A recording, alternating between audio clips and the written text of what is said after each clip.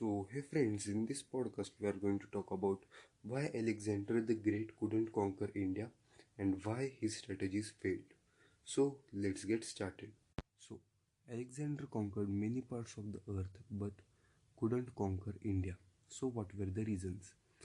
So, the story begins after his victory in the Battle of Hydaspes.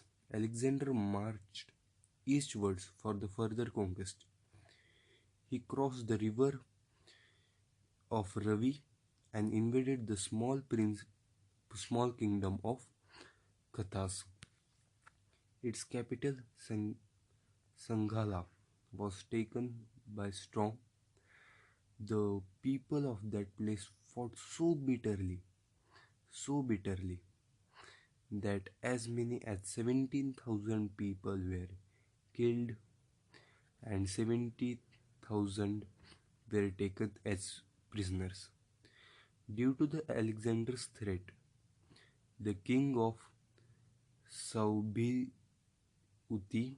of the neighboring territory, who made his submission without a battle, or we can call it a surrender.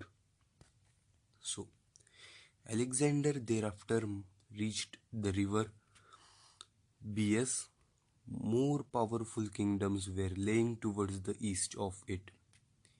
Information reached that there lay a nation of repute, brave and well-equipped, more civilized than these small kingdoms, which he had passed like flaming sword.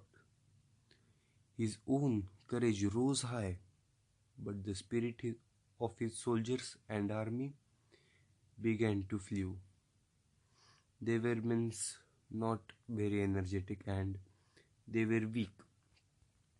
The news about the powerful Nanda Empire in the east reached the Greeks to alarm them against the further advance. They produced the plea of feeling homesick and pleaded thus far and no further. Alexander could not have forced an unwilling army to march ahead, nor he was unconcerned about the risks of advancing towards the gigantic valley to face large empire with larger army and with vast resources.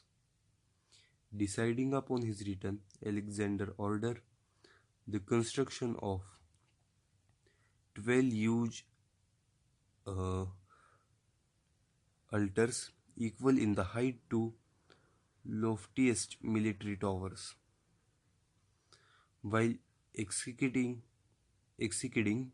them in breath to serve both and thanks offering to the gods who had led him so far as to conquer the mountains of India and also the monuments, leaving land behind the Jhelum and Bias in charge of King Porus.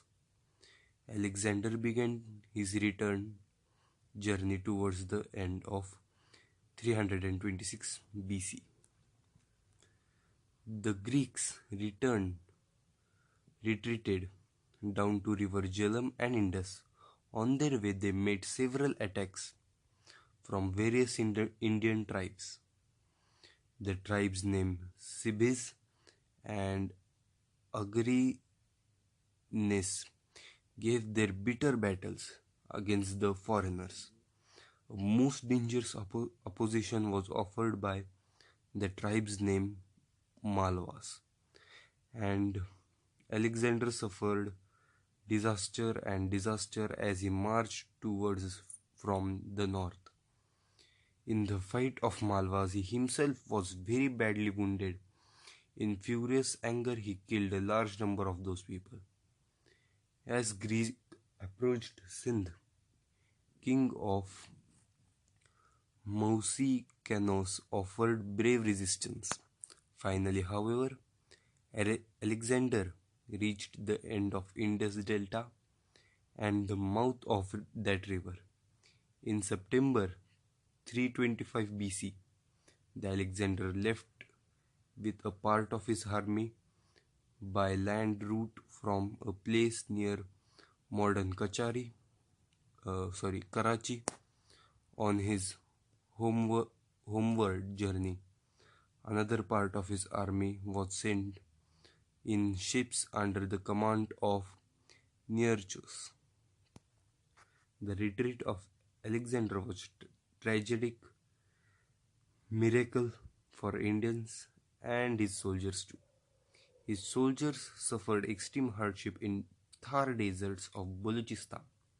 Many fell dead and many were sick. So, finally he reached Babylon and conquered the city. There he stayed for several years. There in that ancient city he began to plan his new conquest. His ambition for world conquest became limitless, but his dreams couldn't be succeeded. So that is the far more incidents about Alexander and India, but we have considered some incidents and major incidents which he has experienced. So I hope you like my podcast. Please subscribe to our channel Motivational Guruji, and sorry for some wrong pronunciations too.